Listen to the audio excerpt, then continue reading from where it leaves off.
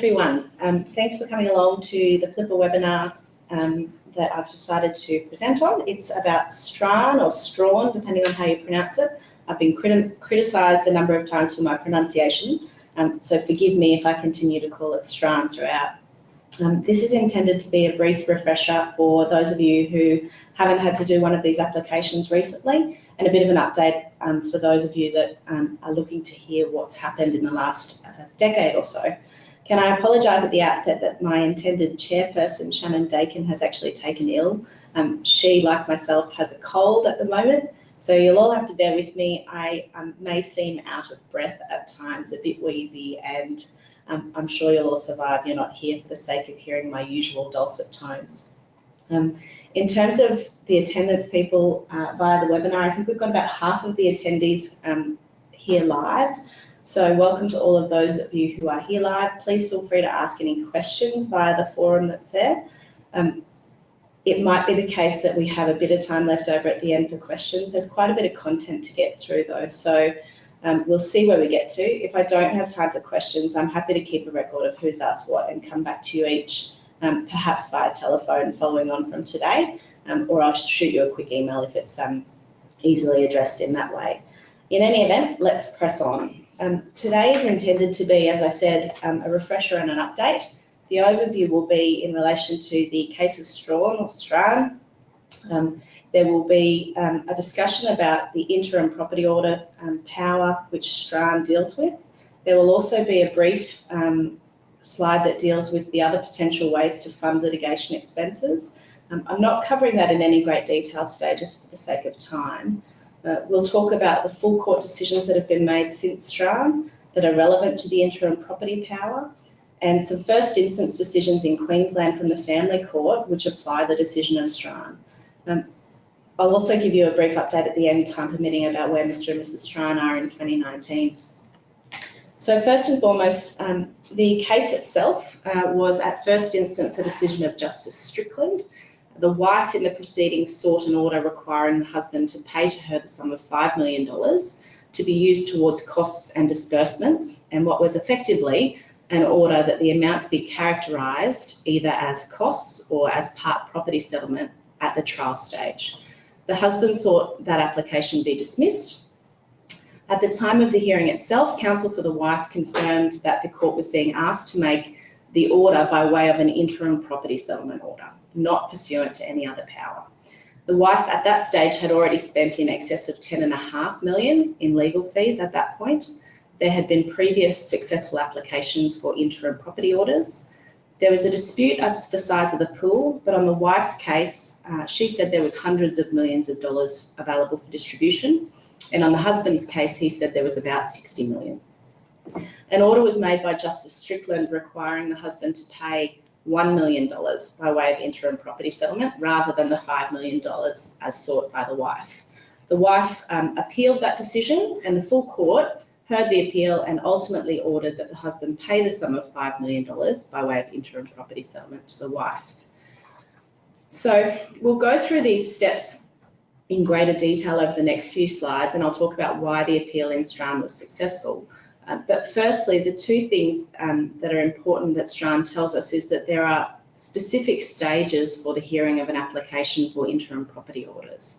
They're discussed at the particular paragraphs I mentioned on the slide there, being 118 and 132 to 141.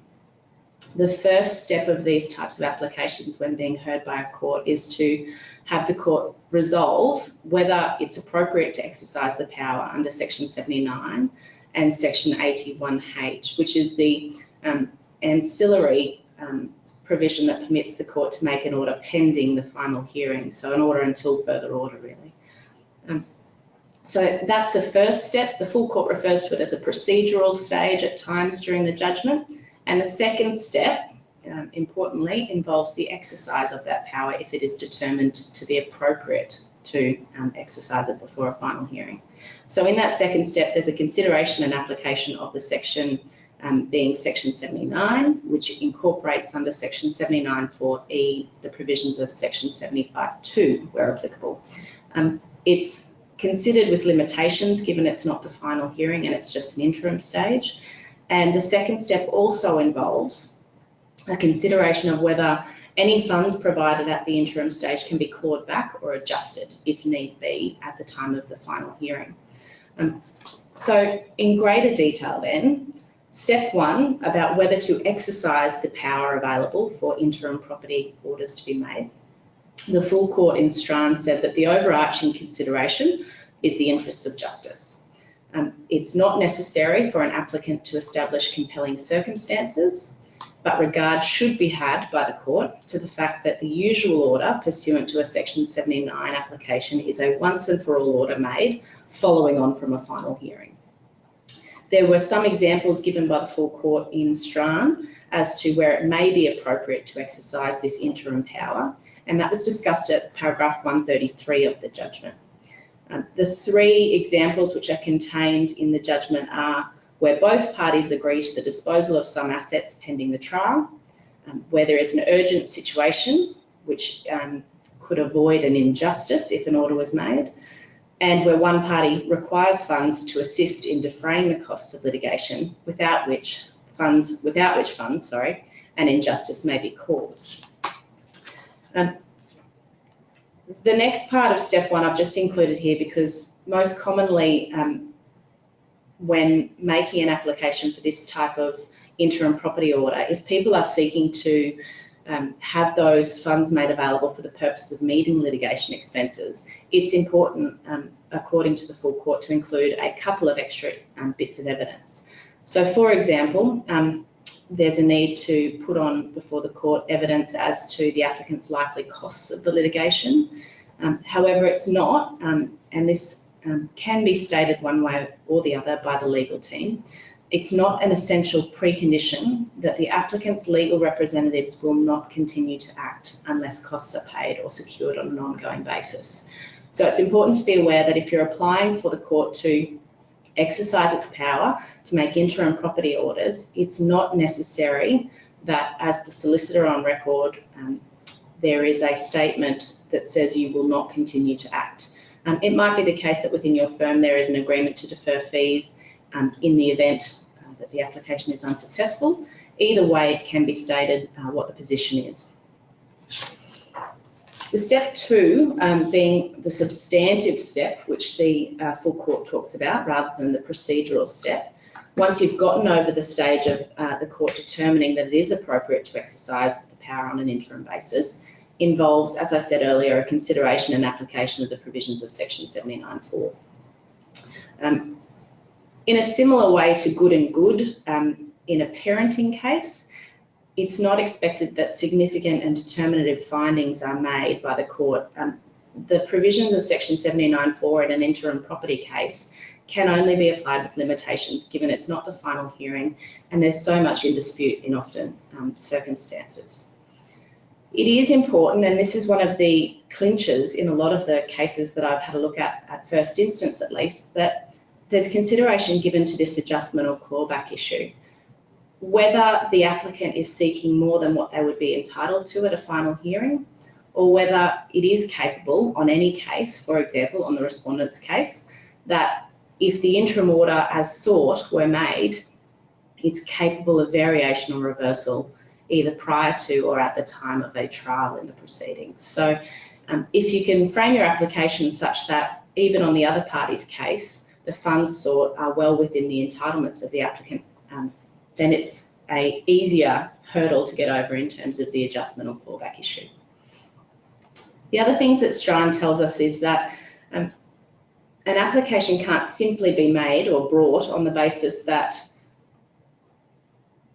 it is the case and only the case that the applicant would receive that property on a final basis. There needs to be some other basis. There needs to be one of the factors, for example, that was talked about at paragraph 133 of the judgment, an urgent situation, an agreement between the parties to dispose of an asset or a need for litigation funds.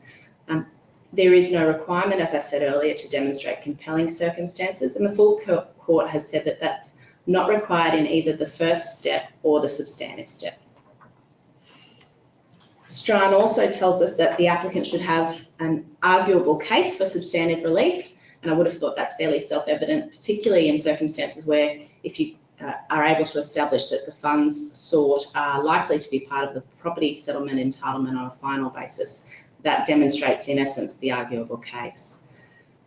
There is no doubt from the full court's perspective that financial circumstances of each of the parties are relevant at the substantive stage, and also it could be seen as relevant at the procedural stage.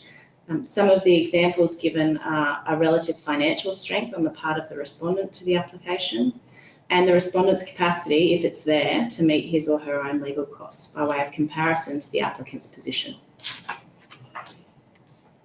In particular, Strahan was successful because at first instance, the full court said that the trial judge had undertaken what was a close and detailed examination of what further legal work had to be undertaken on behalf of the wife. And the full court said that that wasn't required. And in circumstances where the application was being made under the power of Section 79, supported by 81H, it was uncontested that the wife was likely to receive by way of property settlement a sum sufficient to cover the $5 million sought by her, that it was inappropriate and it was in error for the trial judge to go through and undertake that exercise. The full court did say, however, that if the application relied upon Section 117 as the source of power, then maybe it'd be a different story. It was probably necessary, if that was the application under 117, for there to be an assessment of the amount that was required by the wife.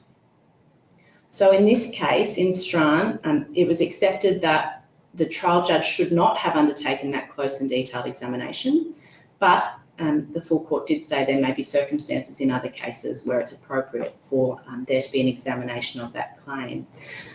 One of the examples they gave was, for example, if it was not if it was in dispute that there was a bona fide claim for legal expenses, or that it wasn't really the case that someone was bringing an application along those lines, that it might be worthwhile the court going through and examining that claim in detail. The full court in essence said that if there were concerns that exist about the conduct of a particular litigation on behalf of a party, they can be properly addressed through the issuing of procedural directions by the court. And they said that the proper way is not to limit the available funds of one of the parties and leave the other party in control of funds to spend at their discretion. So in essence, what the full court said was, once it's determined there are appropriate circumstances to make an order in step 1, then at the substantive stage, step 2, it's wrong to take an approach that part of a legitimate entitlement of an applicant should be deferred until the final hearing. And that's because the jurisdiction being exercised is pursuant to Section 79. Touching briefly, as I said, on the other potential pathways, there are a number of matters dealt with from paragraphs 79 to 113 of Strahan. I thought it was a useful discussion of not only the interim property orders powers, which we're talking about today, but also the joint judgment of Justices Boland and O'Ryan speaks to the power of interim cost orders being made under Section 1172, and also the potential for there to be orders made under Section 74. Although in that regard, and I'll come back to this on later slides, it's important to be aware of the full court decision of Wilson and Wilson from 1989, and I've given the CCH citation there, the family law cases, but I can provide the neutral one if anyone needs it as well. That case of Wilson I'll talk about in the context of both Justice Carew's decision of Rigby and Kingston a bit later, and also Justice Forrest's decision of Pemba and Bryson. So we'll come back to that. The full court, though, in Strahan talked about Section 114 as well being a potential option for the provision of funds for litigation expenses, and particularly injunctive powers in that respect. So there are questions that are said to remain in relation to both the injunctive relief and the spousal maintenance power. But my view is that it's probably not a bad spot to start if you're considering or reviewing your options in terms of an application for the provision of funds for litigation expenses for your clients. So feel free to reach out by email after today if there's any questions on those particular potential pathways. But as I said, given our time constraints today, we'll keep moving through. So insofar as the full court decisions that have been made on this particular point regarding interim property orders since Strahan, there's 4 that I've touched upon, and they're contained in that slide there. We'll go through them one by one. But the first one, Marchant and Marchant, was a decision of Federal Magistrate Purdon Sully at first instance, as Her Honour was then. The full court bench was Justices May, Ainsley, Wallace and Kent. I've included on that slide there a paraphrasing by me of the grounds that were argued on appeal just for today's purposes. If you'd like to read them, obviously go to the case, and the citation was on the previous slide. But in essence, what had happened was there was 3 orders made by Her Honour at first instance. The first was for a payment of a lump sum, well, several lump sums, which totalled around 1.3 million, and they were to be paid to the wife. A second order was requiring further payments from the husband to the wife of about $11,500 a month, which was said to be, within the order, 1/2 of his income derived from joint assets and holdings. Order 3 indicated that those payments received by the wife pursuant to Orders 1 and 2 were to be characterised at trial by the trial judge.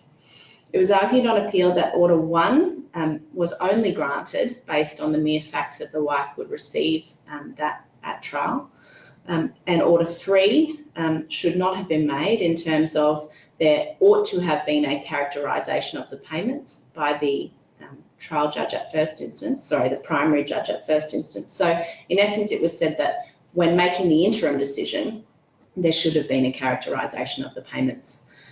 The third ground there that I've put in that dot point is that Order 2 was said to not be within the power of Section 79 or Section 81H as the interim property order. The full court held that Order 2 itself was beyond the power of Section 79, and the subject matter of that order was the husband's income. It wasn't property. It didn't alter the party's interest in property as orders under Section 79 are intended to do, and it was in fact directed to income in the way that, for example, a spousal maintenance order might be. The other grounds were dismissed, and I'll talk about them a bit more on the next slide, but in relation to the consideration of Order 2, it was common ground, firstly, that Order 1 was an interim property order, and the full court found that to be so. Order 2, the full court said that given there was no contention that any order had been sought by the wife under Section 117, and that the words used by the federal magistrate after proposing to make Order 2 were that it was appropriate and just to make the order, the only conclusion that the full court found open was that it was an order purportedly made under Section 79. And the reason I flag that is because the wording for Section 117 subsection 2 is that the court can make such order as it considers just. And in relation to Section 79, of course, the court's able to make such order as it considers appropriate, provided it is satisfied that it is just and equitable to make the order. The court in Marchant and Marchant left open that whilst Order 2 did go beyond the power of Section 79 and was therefore discharged, they did leave open that that type of order could perhaps have been made under the injunctive powers. And they talk about that at paragraph 76 of the judgment for those interested in having a read of it. There's no mention in Marchant and Marchant of the potential power under Section 74, and that may become clearer as to why there's no mention when we talk about the case of Wilson a bit later. But at this stage, at least, I can note that as counsel for the appellant in Marchant and Marchant, Graham Page of senior counsel argued that Section 74 could have been a legitimate basis for Order 2 as made. And any orders made under Section 74, that spousal maintenance power, would need to be considered proper by the court, having regard to the terms of the legislation. So it was specifically disavowed, though, at first instance when it was argued before the federal magistrate, that the application was made under that section. So it was very clear to Her Honour that the orders were applied for under the interim property provisions rather than any others. So the takeaways from Marchant and Marchant specifically are: be clear as to what your client wants and the source of the power which enables you to obtain the order. More generally, I've put out a few dot points there. In relation to dot point 2, can I add that once it's recognised that an interim property order is capable of alteration, or indeed that it may be reversed on the final determination, it can readily be concluded that the proposition that it is essential to characterise the order as such at the interim stage is a proposition not burdened with merit. And those are comments of the full court taken directly from Marchant and Marchant at paragraph 42. So any suggestion that there needs to be a characterisation within the orders made rather than an identification within the reasons, if there's a suggestion that there needs to be a characterisation within the orders made as to what the payments are, that the full court is saying is a proposition not burdened with merit. In relation to dot point 3, can I say that the 3 examples that I mentioned regarding Strahan for stage 1, those being urgent cases to avoid injustice, parties agreeing to dispose of assets prior to the trial, and the need to defray litigation costs, the full court in Marchant said that that wasn't an attempt to define exhaustively or identify exhaustively those circumstances or categories where it would meet that criteria for the step 1. And they went on to say, given the discretionary nature of the adjudication involved and the wide range and variety of circumstances presented from case to case, any such attempt to provide a definition or exhaustive identification of the circumstances or categories would likely prove to be futile. Kyriakos is the next full court decision we'll talk about. It was Federal Magistrate Walters at first instance, and the full court bench was Justices Finn and Strickland, who did a joint judgment, and Justice Forrest, who wrote a separate judgment. I'll deal with it in fairly short compass for the purposes of today. The background to the case is that the husband's father had been the recipient of transfers of shares, of a transfer of shares from the husband. The wife joined the husband's father, to the proceedings. She sought orders under section 106B as part of her final application, and interim orders for funds for litigation expenses. The order that had been sought by her and ultimately made by the Federal Magistrate required a third party, being the husband's father, to pay $50,000 to the wife, and that was for the purpose of funding her costs in the proceedings. His Honour delivered extempore reasons and expanded on those in writing later. Leaving the issue regarding the reasons to one side, because the full court also found that His Honour had substantially and impermissibly amended those. And if we look solely at this issue about the interim property order, or the order requiring the payment of $50,000, I should say, the complaint on appeal was that the Federal Magistrate hadn't identified any head of power in the Family Law Act upon which the order was made. The appeal was successful on that basis, and it was said that the Federal Magistrate had given inadequate reasons as a result of His Honour's failure to identify the power upon which the order was based. Because it was an order from the husband's father to the wife, that payment being made, the full court said that it couldn't have been made pursuant to the interim property power, but they did leave open the prospect that an order could have been made against that third party under sections 117 of the Act, or potentially section 90AE as part of the exercise of a section 79 power. But that was solely in the circumstances of that case where there had been the transfer of shares from the husband to the husband's father. And the full court said that the factors which would have supported such an order being made under either of those powers hadn't been adequately addressed in any case. So regardless, it would have been a successful appeal. So the takeaways from Kyriakos were that they picked up on what had been said in Strahan already, and reiterated that it's the source of the power that's being used which determines the necessary preconditions and relevant considerations for the making of an order. the full court emphasised that the legal requirement to identify the relevant head of power has a close relationship to the duty to give adequate reasons. And applying it in practice, my view is it's particularly important to be particular. Think about how busy the duty list in our FCC gets and the amount of matters that the court has to deal with on a daily basis.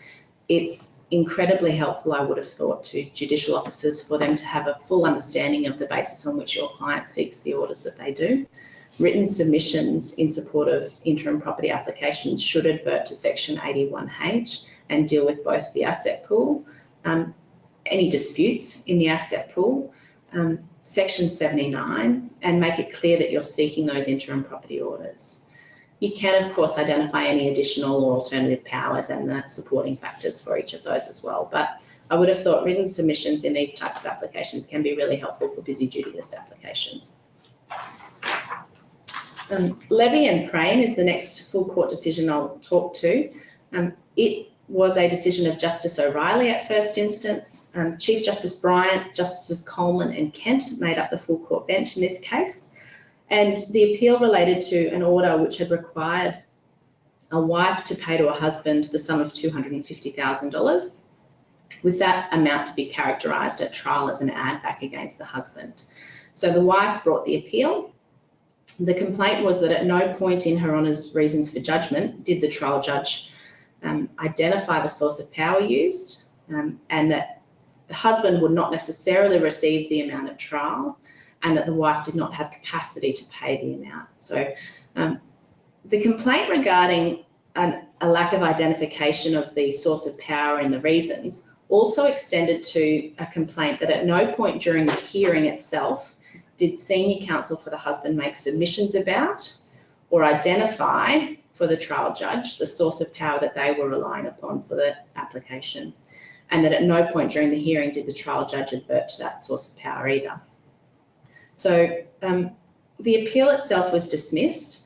The full court said, unsurprisingly, that it was unsurprising that the trial judge did not specifically identify the power, because there were concessions made by the wife at first instance that litigation funding was appropriate for the husband. The wife did not raise any issue as to the existence of a power to make orders sought by the husband. And they said that they were in no doubt, or not in doubt, I should say, as to the power which the trial judge had in fact exercised to make the order under challenge. They gave a couple of reasons for why they weren't in doubt. One of which was that there was a reference within the order that the amount would be characterised at trial as an add back. And they said that whilst it wasn't conclusive, this was suggestive of the fact that it was an application and an order made under section 79. The trial judge in her reasons for judgment specifically referred to paragraphs 138 to 141 of Strahan, and that aspect of the decision in Strahan solely deals with interim property orders rather than other powers at large. The subsequent references in the reasons that Her Honour made to cases involving it were related to interim property settlement, and there was an absence in Her Honour's reasons of any reference to other possible sources of power. So in essence, they said by inference, and it's not needed to be stated conclusively, that Her Honour proceeded on the basis of an interim property order. So in respect of the complaints that the husband would not necessarily receive the amount ordered at trial and that the wife didn't have capacity to pay, the full court found that the trial judge did not expressly, was not in a position to and did not need to record definitive findings that either the wife could pay or couldn't pay the amount, and that the husband was likely or unlikely to be awarded that amount. So it comes back to the idea of when going through that process, it's not a final hearing stage, it's an interim hearing stage, and there is often only so much that a trial judge can do based on the particular circumstances of the case and the issues in dispute. So the takeaways from Levy and Prain, again, as the applicant, be particular. Avoid an unnecessary ground being that a ground of appeal potentially being that nobody talked about what the source of power was in any of the submissions or at the interim hearing stage at all. Make it clear what you're relying upon so that the judge is able to be aware of that and the full court's able to be aware of it if ultimately it becomes an appeal point. The full court went on to say that there would be times where, unlike in this case, a close scrutiny of the probable entitlement of an applicant would be warranted. The reason it wasn't required in this case was that there was evidence of the husband's contributions and no suggestion by the wife that an order would not be made on the basis of an absence of contributions by the husband. The complaint by the wife at first instance was the trial judge could not have confidence that the husband would be awarded that amount in 79 proceedings, seemed to relate a little bit more to an argument regarding the size of the pool rather than a suggested absence of contributions. So the argument was that the size of the pool wouldn't support that adjustment clawback issue. And there were significant differences on the evidence as to that capacity on the part of the wife to afford to make the payment. So the wife was said to have given relatively simplified or simplistic evidence as to her financial circumstances. And there was a difference in what the documents that were produced by the husband were. So one of the big issues was that the wife's financial capacity was in dispute, the size of the pool was in dispute, and whilst it couldn't be determined definitively at an interim stage, it was something that the full court said allowed the trial judge at first instance to work out that it was appropriate for the order to be made. So takeaway from that is the arguments which are run at the time of the interim hearing will frame the issues to be determined. That's a pretty trite statement to make. However, if as the respondent you have complaints to raise them all, and raise them all squarely. It wasn't submitted by the wife at first instance that the evidence of the husband regarding his contributions couldn't be accepted, and the full court made a note of that at paragraph 66 of the judgment, and that was a suggested basis on which the appeal was unsuccessful. So the trial judge also found that the uncertainty regarding the wife's financial capacity and the pool itself supported the husband's need for litigation funding and was a ground in support, or a matter in support, of the application itself. Just check how we're travelling for time. We're going okay. Medlow is the final full court decision that I'd like to talk about, and I've got a big disclaimer at the top of this slide because I have tried to simplify the factual matrix of this case. It's quite complex on my take of it in any event, and I've abbreviated it so that it's a bit simpler and more straightforward. So if you're ever intending to use this case, please, please, please read it, understand it yourself. Don't do it on the basis of this slide and the next, because it's far too simplified and abbreviated to be of any use in court applications. Nonetheless, I thought I'd bring it to everyone's attention today because there's a couple of takeaway points that I'd like to flag with it. So first instance decision by Justice Lognan, and the full court decision was by Justices May, Ryan and Aldridge. The particular interim property order was directed towards proceeds of sale of a property which had been owned by the two parties in the matter jointly. There was $31 million in net proceeds of sale achieved. $15.5 million of those proceeds, or half of the proceeds, were frozen because of Supreme Court of New South Wales proceedings which involved the husband. The husband was involved in 3 different pieces of litigation as well as the family law proceedings. There were some pending criminal proceedings, and the freezing of the 15.5 million was because this particular asset that had been sold was the only one in which the husband had what was referred to as a vested ownership interest. So he had, as a joint owner of the property, a legal entitlement to 1/2 of those proceeds. those proceeds were frozen so as to secure what was in dispute in the Supreme Court of New South Wales proceedings. The full court found that at an interim hearing stage, the primary judge could not proceed on the basis that the sum would be available, that $15.5 million, would be available for distribution at final hearing, as it might be entirely lost as a result of the Supreme Court of New South Wales proceedings. The orders made at first instance by Justice Loughnan were for the husband to receive $2.9 million from the balance of proceeds, not of the $15.5 million that had been frozen, but of the remainder. So the second $15.5 million that existed, the remaining half, the husband was to receive $2.9 million of that to meet some urgent legal expenses which related to, in part, the other proceedings and primarily the criminal proceedings, I think. The full court found that the payment of that $2.9 million would necessarily impact on the wife's legal and beneficial interest in the remaining proceeds of sale of that particular property. They held that the primary judge was wrong to say that the order in favour of the husband of $2.9 million would do no more than give him access to his share in the proceeds of sale of the property. In essence, they said that the husband's legal interest had already been dealt with by the quarantine of the $15.5 million and freezing of that amount pending the conclusion of the Supreme Court of New South Wales in criminal proceedings.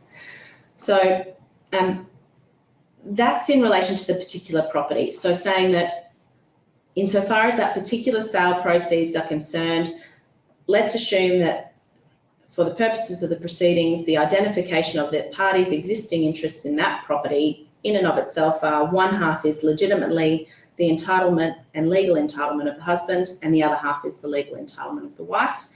The husband can't have both his $15.5 million frozen and then dip into the $15.5 million, which is the wife's, to the degree of $3 million.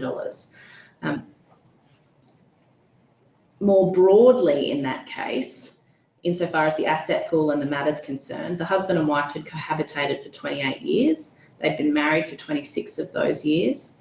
They'd separated in 2008, had 2 children, both of whom were adults. The husband had significant wealth at the commencement of their relationship and the wife did not.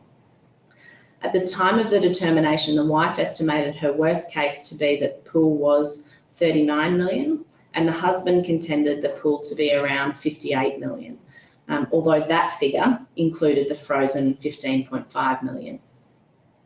He sought 80-20 overall in terms of the distribution. The wife's case, however, was that she would receive or may receive 100% of the remaining assets. And any diminution in the pool would be a reduction of her entitlement in such a way that it could not be adjusted at final hearing.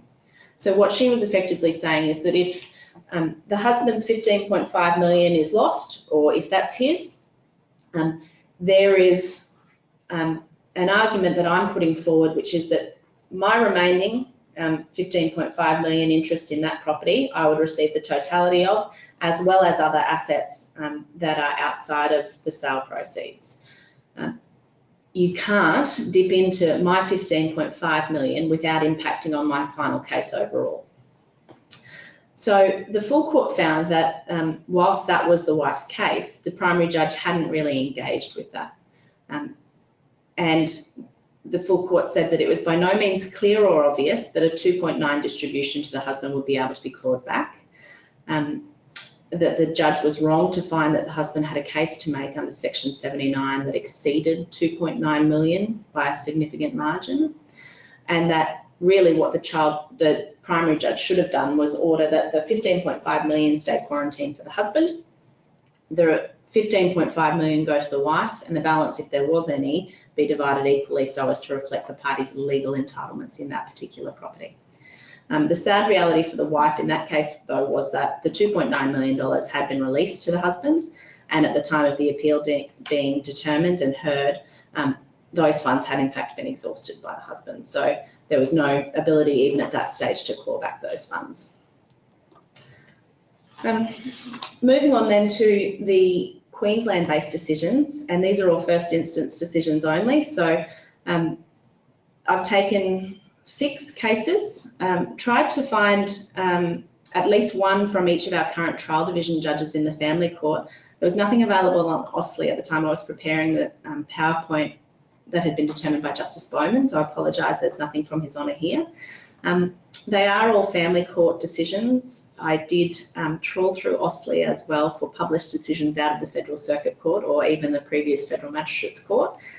For Brisbane, Townsville, Maroochydore, Mackay, Rockhampton, Toowoomba, Southport. Any cases which cited Strahan in the context of interim property orders. So if anyone's desperate to read a decision, I did manage to find one, which was a decision by Federal Magistrate Willis, as she was then, in Cairns. So Judge Willis, as she is now, delivered a decision of Abrams and Abrams in 2010, and the citation for that is FMCA FAM 560. I'm not going to go into that today, but I will get into the family court cases, the first of which is a decision of Justice Hogan, Cameron and Brooke. In this particular case, the wife had sought an order for the husband to pay to the wife's solicitors the sum of $145,000 roughly, and a dollar for dollar order, with the characterisation of those payments to be reserved to the trial judge. The husband in that case had conceded that there was a necessity for the wife to have those funds, and also sought funds for himself, which the wife opposed. He sought to characterise all of the funds to be distributed to himself and to the wife as interim property. And in essence, the issue for determination by Her Honour was the source from which those funds would be made available. So whilst the wife had sought the sum of $145,000, what the husband in fact sought was about $100,000 to go direct to the wife's solicitors, and then a further $300 to the wife and a further $300 to the husband. So on his application, there was about $700,000 needed to be achieved in order to be distributed between the parties. So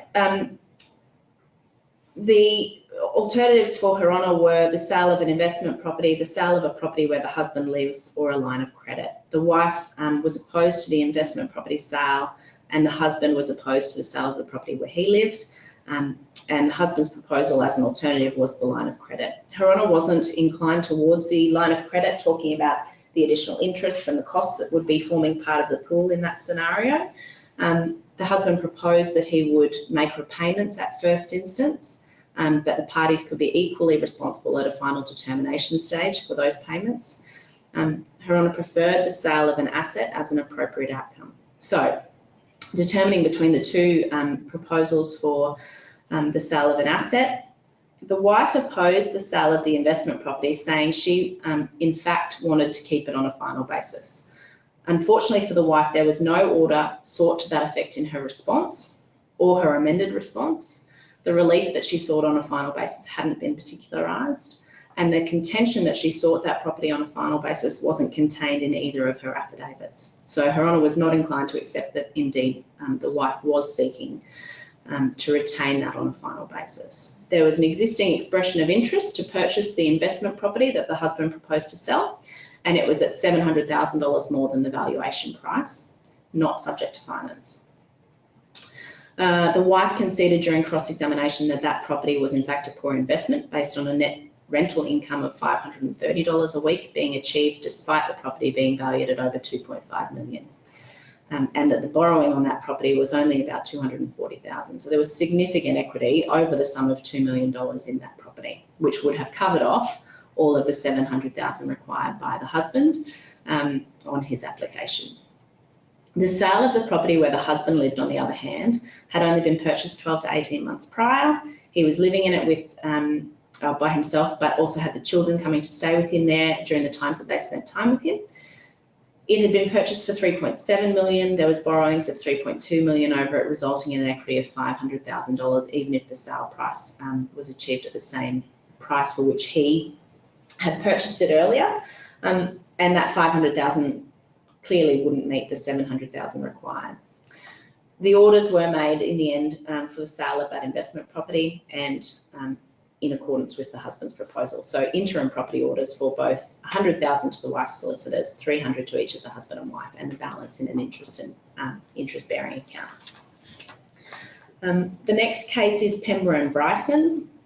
His Honour Justice Forrest dealt with this. It was a case where the husband had sought an order for $900,000 for the provision of legal costs. He wanted to use some of that, about half, towards his criminal proceedings and about half towards his family law proceedings. Interestingly, he had settled an earlier interim application for funds. So the husband had brought an earlier interim application and settled it on the 24th of September 2013 on the basis that he and the wife would each receive $400,000. 2 weeks later, he wrote to say that he had exhausted those funds and made this interim application on the 1st of November of that year, so about 6 weeks later. He argued the interim property powers, but also argued alternatives, being spousal maintenance and costs. And His Honour found that at this point, there was no certainty that the husband would get the benefit of any property adjustment order at a final hearing stage, let alone one that sees him receive the sum of $900,000 from the wife. So that adjustment clawback issue was not satisfied, and His Honour dismissed the application for an interim property order. The alternatives that were argued by the husband were also dismissed on the basis of merits. And as a side note, His Honour Justice Forrest said at paragraph 5 that the court has recognised for years now the legitimacy of party to proceedings under the Family Law Act seeking provision of funds to enable payment of his or her legal costs of participating in the proceedings. It now appears accepted that such an order may be made utilising the power available to the court through the section that I've just referred to, which included section 79 and section 81H. His Honour also referred earlier to the provisions available under section 72 and 74 being the spousal maintenance power, or section 1172. I'll compare this to Her Honour Justice Carew's determination in Rigby and Kingston in a moment, having regard to the decision of Wilson that I've already referred to. Bogdanov and Pryor, I apologise I'm rushing through these, but I'm also conscious of the time. Justice Tree, it was an application by a husband for $500,000 for part property settlement and as an alternative dollar for dollar orders. In essence, the wife in that case said the pool was just under $2.5 million. The husband said the pool was more than 10 times that, being in excess of $25 million. There was a cohabitation of 6 years. The parties were married for 3 of those years, and there were 3 children of the relationship. A business had been established by the wife prior to their relationship, which grew enormously and became extremely successful. And there was a significant argument in the case about the extent to which the husband had contributed to that particular business. The wife's initiating application suggested that the husband would, if she was successful, receive 20% of the pool overall. But in her affidavit, she said that she no longer believed the husband would receive 20% of the net pool.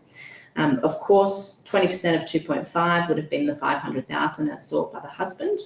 But ultimately, Justice Tree, after balancing the relevant factors and going through step 1 and 2, declined to make an order for $500,000, but made an order for payment of $135,000.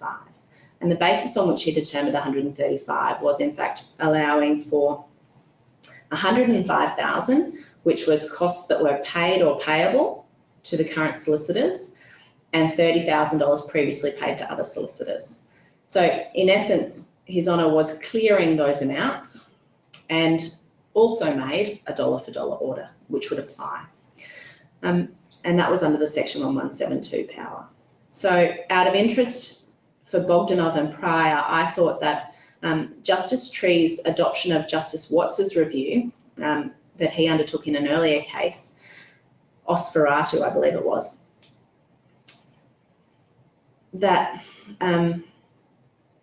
included the following statements was of interest. So the notion of a level playing field is one which almost axiomatically is in the interests of justice, an important matter to consider when deciding whether it would be appropriate to make an interim property order. So for the purposes of that step 1, His Honour Justice Tree considers a level playing field to be one of the factors to be taken into account, having regard to Justice Watts's earlier comments.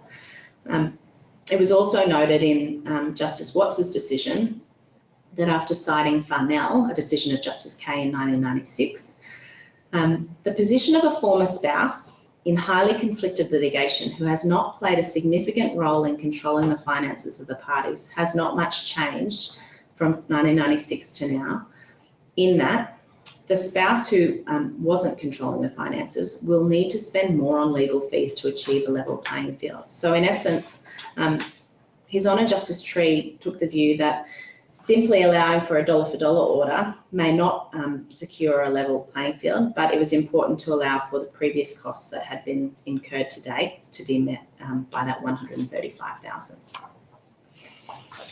The next case I talk about is one of Her Honour Justice Carew's, Rigby and Kingston.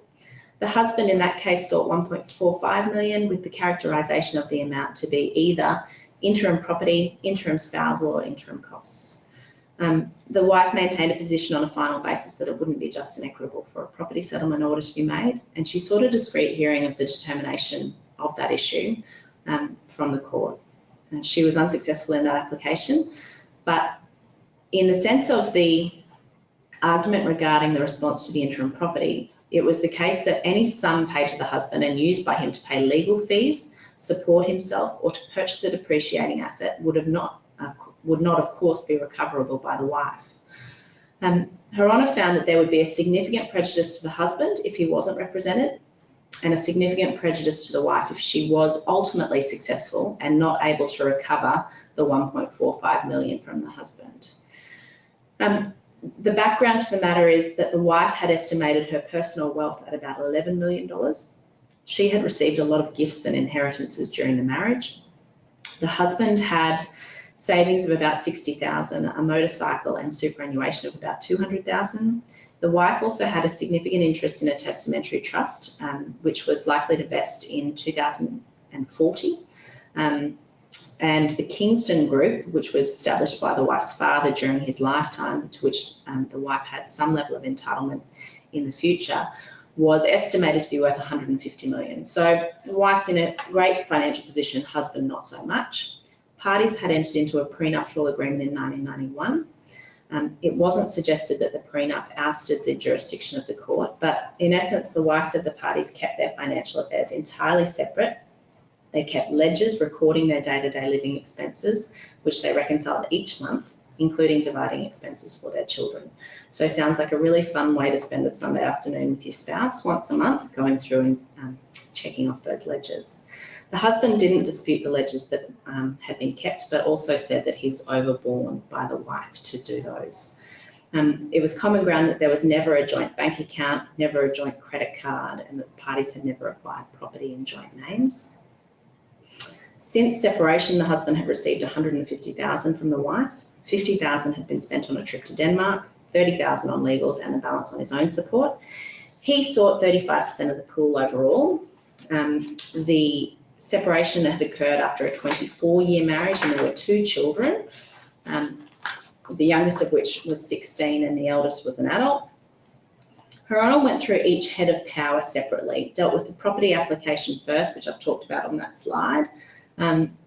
Regarding the spousal maintenance for litigation expenses, so the application under section 72 and 74, Her Honour discussed the authorities at paragraphs 32 to 34 of the judgment, and have a look at it, it's worthwhile reading.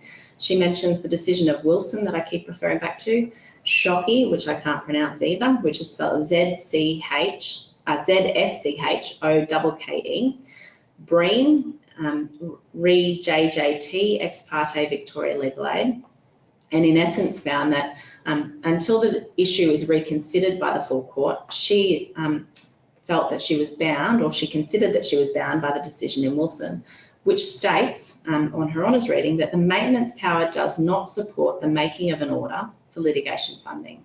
So from Justice Carew's perspective, there's full court authority in place which prevents an order being made at first instance reliant upon the spousal maintenance power for litigation expenses. So be very conscious of that decision in Wilson and its application if you're intending to bring such an application relying on that power.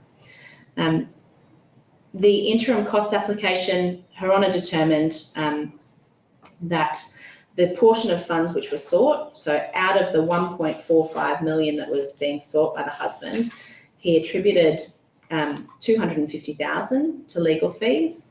Her Honour went through the factors that were relevant, ultimately determined that an order for 135,000 was just. So whilst there wasn't a basis for Her Honour to make an order, and she indeed dismissed the application which was made pursuant to the interim property power, the alternative that had been argued under the interim costs power was successful, albeit not to the quantum that the husband sought.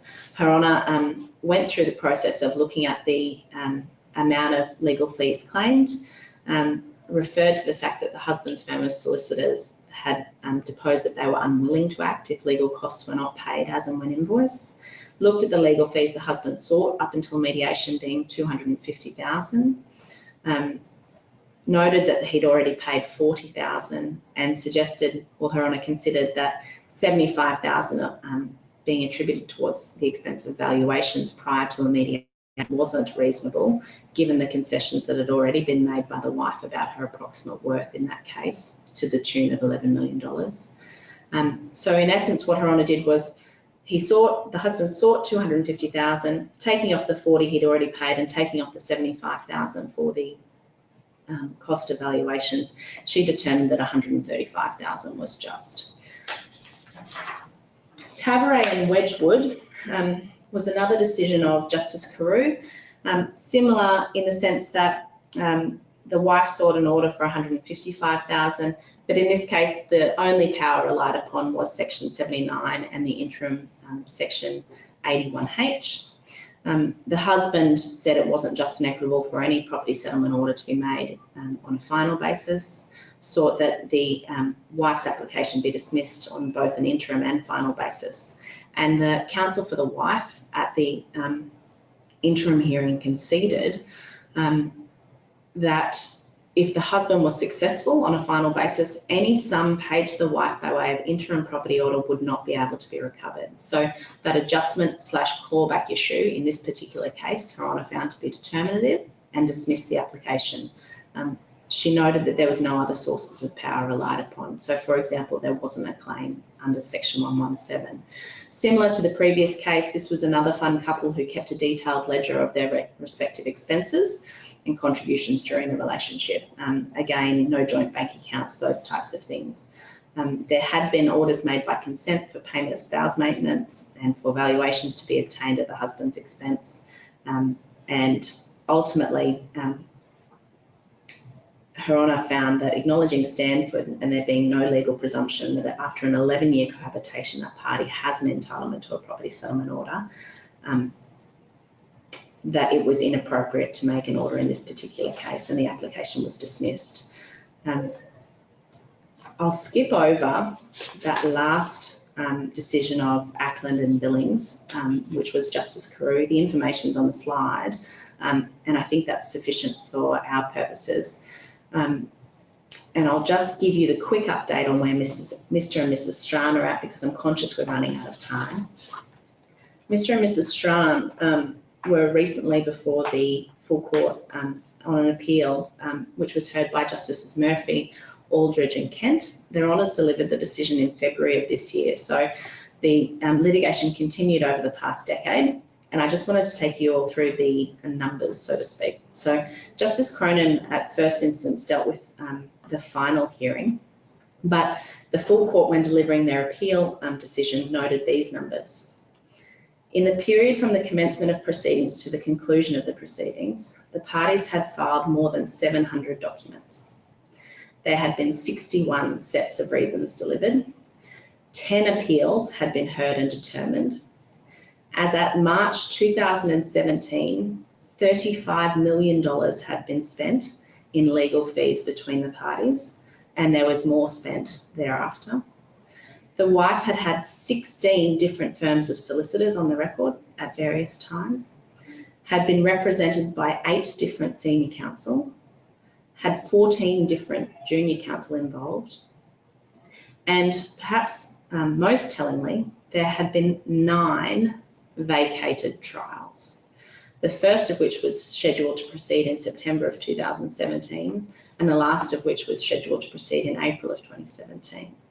So if we were going back to slide 10, for example, which talked about any concerns existing about the conduct of litigation being properly addressed through procedural directions, it's probably fair to say that try as the court may have tried throughout the decade that Strahan was before the court, the procedural directions really didn't contain, in hindsight, the behaviour of the parties and the conduct of their litigation.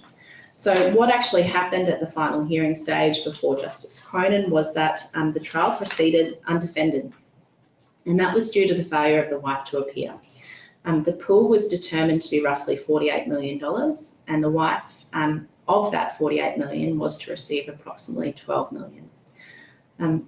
The wife wasn't present in court at all for the trial. She did have senior counsel, new senior counsel, attend to argue for an adjournment of that trial. That argument was unsuccessful, and senior counsel then withdrew on instructions. So the wife failed to appear. The husband overall received approximately $36 million. The wife had, up until the time of the trial, received $1.5 million in spousal maintenance over 5 years, and she had already received $12 million as part property settlements. Interestingly, for our purposes, in terms of how it all works out in the wash, those amounts weren't added back or credited as part of the assessed entitlements of the wife. What His Honour did, and the full court said appropriately so, having regard to Chorn and Hopkins, was have regard to those amounts that had been received by the wife under section 7520. So the wife's receipt of funds to the tune of $12 million were considered as part of that exercise. But it's an interesting read. The numbers, as I said, speak for themselves, and it's not the case that simply characterising something as part property guarantees you an add back or a assessment of a continuation. So they were the slides I wanted to get through. I think I've managed to do it just over an hour. I'm happy to have some questions if need be, but I'm conscious that a lot of you need to get out of there. Verity might let me know if there's any questions that have come up. Otherwise, we will be able to finish up. So the only question that I can see on there is, how do we access the slides in hard copy? My understanding, and I can be corrected if I'm wrong by Verity, is that they'll all be emailed out to you following on from today's presentation. So hopefully they're of some use to you. Thanks for listening, and let me know if there's any questions in future.